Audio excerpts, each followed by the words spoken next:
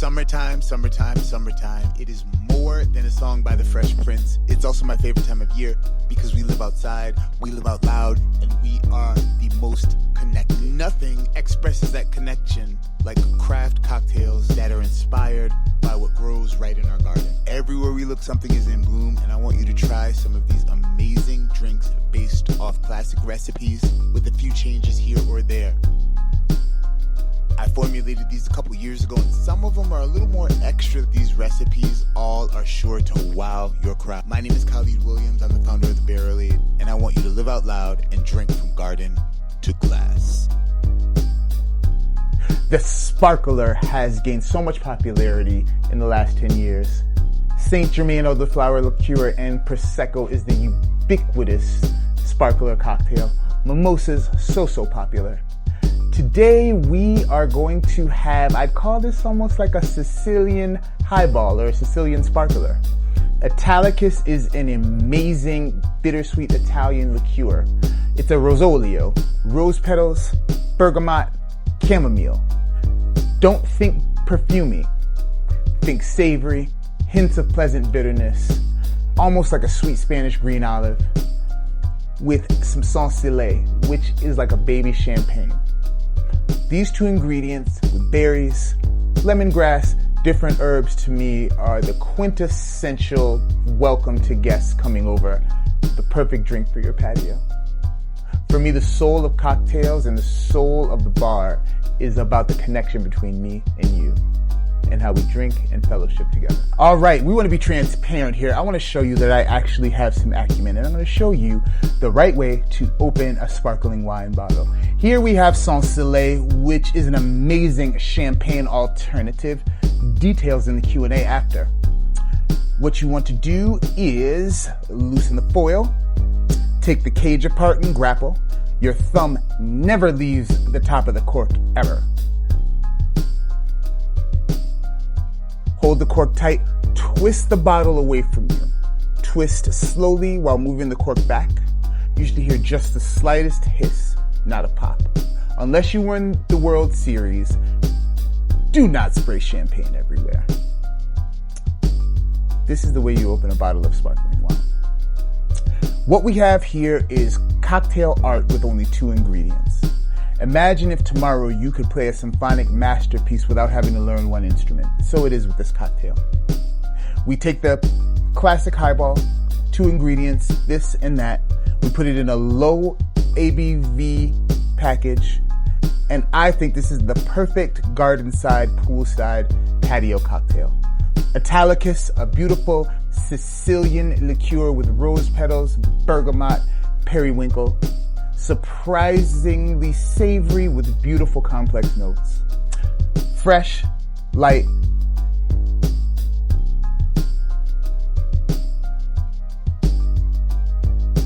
and the garnish is also extra. I love a chance to get extra, but I mean as many berries as you can, as much citrus as you can. This is a cocktail that is so easy to make your own.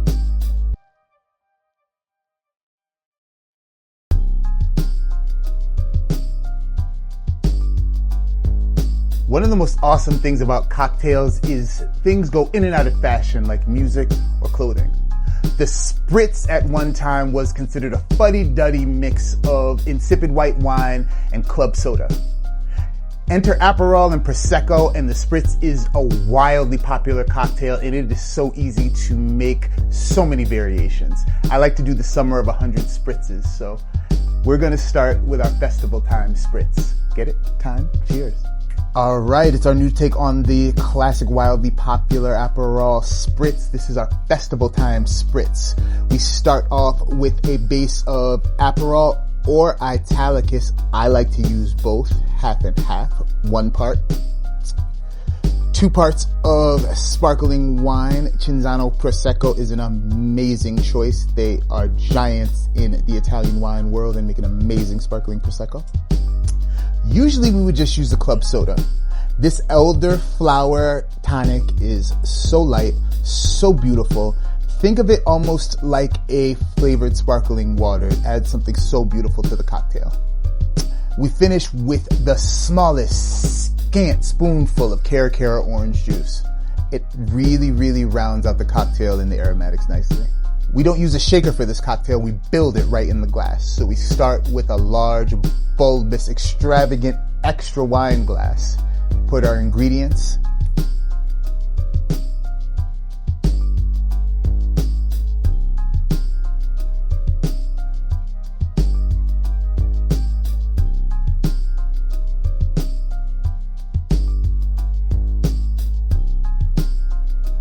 Next, ice.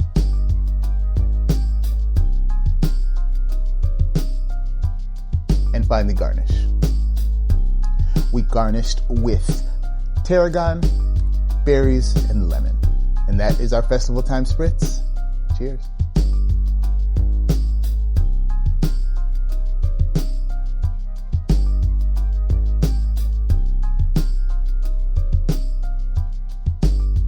We're going to build on what we've learned the last 2 days. This cocktail is an outgrowth of the daiquiri and the sour, and it's called the daisy. You take your spirit, you've got a tart citrus like lemon or lime, a sweet, but the addition of a liqueur. The first one was Cointreau in the sidecar. It's pronounced Cointreau, by the way. We need to leave that in. I am going to tell you a secret, and you're going to go, wow. A daisy is the most famous and most sold cocktail anywhere ever. Tequila, lime juice, triple sec, agave. The margarita is a daisy. We are going to make our grow zone margarita. You know grow zones like with plants? As in everyone in Garden Nation grows own fruit. Just work with me here, please. The daisy is a sour sweetened with liqueur. The daisy also represents another one of our most popular cocktail categories. It seems like I keep saying that. Well, it's because all of them are popular. These are the cocktail cool kids, and you should be happy to sit at the lunch table with them, but I digress. Margarita, classic recipe, tequila, triple sec, which is an orange liqueur, lime juice, and agave. That sweet and sour action that started happening in the 80s, forget that. All you need to make sour mix is lime juice and agave.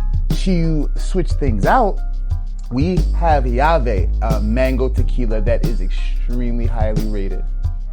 Switching out the triple sec for something of a garden botanical theme, I have Camomilla, a chamomile liqueur from Italy that is so beautiful, so aromatic with notes of honeysuckle on the back. My proportions usually go 2 ounces tequila, 3/4 ounce of our liqueur, 3/4 ounces of our lime juice, and 1/4 ounce of agave.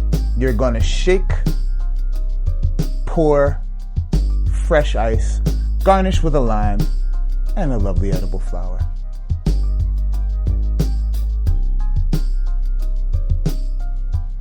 It is rumored that the first cocktail, already we're interchanging terms, was what is now known as the old fashioned, and it has those 4 elements: spirit, bourbon, sugar, simple syrup, bitter, classic Angostura bitters, and water from ice. Remember, ice and water is our most important ingredient.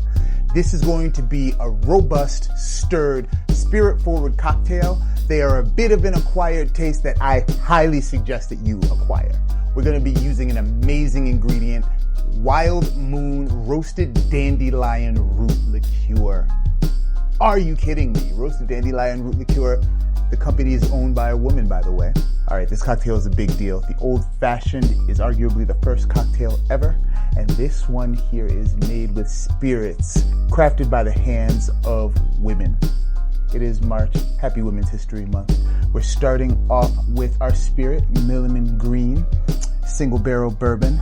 This is such an excellent product. I seriously implore you to, if you can't find the bourbon that you usually love, this will be your new favorite.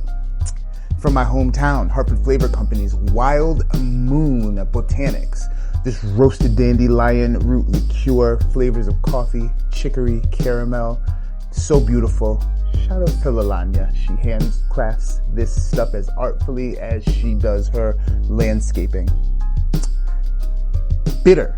We usually would use Angostura bitters, that's the classic option, but I've switched to an Amaro, which is a bittersweet Italian liqueur.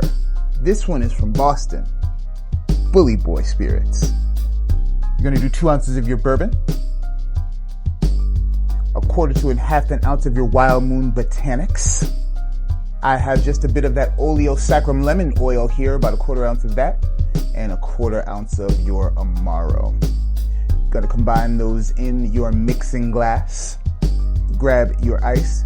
This is the best way to grab a mixing spoon, and you just sort of glide it on the outside of the glass. Stir till you feel it chill on your fingertips. I really love this glass. The bulbous nature really helps the aromatics. This little tiny piece of ice here, my lovely girlfriend cut it into a diamond. I usually use a big cube, but my girl made this one, so that's what we're using, and that's it. An orange swath does not need to be wiped on the rim of the glass. Really classy bars throw it away, but I like the way it looks, and I'm extra, so I put it right on the rim of the glass. We have our roasted garden old fashioned.